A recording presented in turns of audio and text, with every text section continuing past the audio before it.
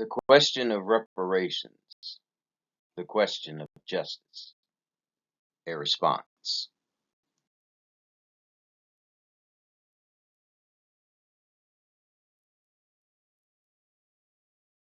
A man breaks into your home.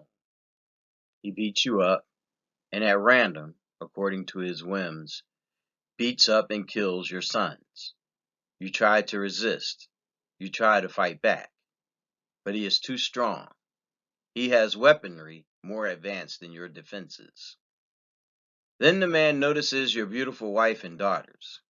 He begins raping them, again according to his whims and desires. You try to fight him, but he is still too strong. He then decides he will lock your sons in cages and allow his friends to use them to build wealth for their families and strengthen their homes. He also human traffics your wife and daughters to satisfy the sexual and other depraved urges of his friends. This goes on for years, decades. Your home is destroyed and your family decimated. But you hang on, hoping one day you will be strong enough to rebuild your home and rescue your sons, daughters, and wife from the grips of this evil man and his system of friends.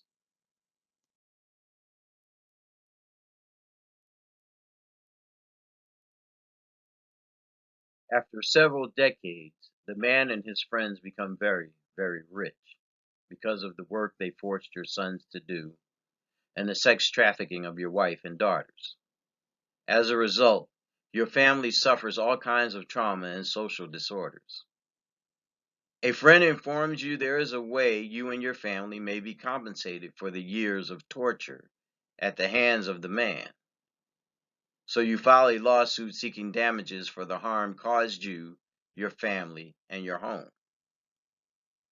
The trial is lengthy, but your attorneys are successful at showing direct relationships between your family's suffering and the man and his system of friends' riches. Even though many years have passed, they prove, the effects still linger and prevent your family from functioning societally and culturally on par with other groups.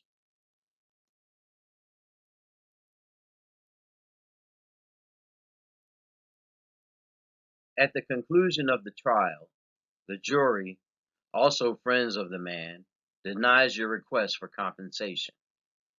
The judge, also a friend of the man, and also someone who profited from your family's suffering, issues this statement. Indeed, there is no doubt your family suffered because of our actions, but we were not the only ones who did these things. People all over the world and throughout time have done similar, and in some cases worse. It is therefore unreasonable that you and your family should be compensated for the horrors you suffered. He asks if there are any final words you have before he dismisses the case. You think carefully. You stare the faces of the judge, the jury, the man, and others gathered in the courtroom. Then you say,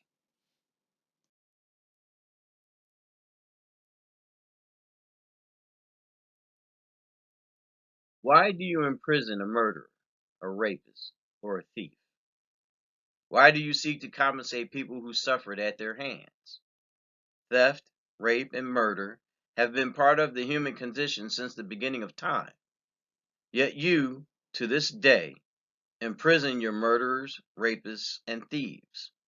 And you, to this day, seek to compensate those who suffer at the hands of murderers, rapists, and thieves, even though others may have done much worse. How is the murder of my sons, the rape of my wife and daughters, and the theft of my home any different?" The judge, the jury, everyone is completely silent.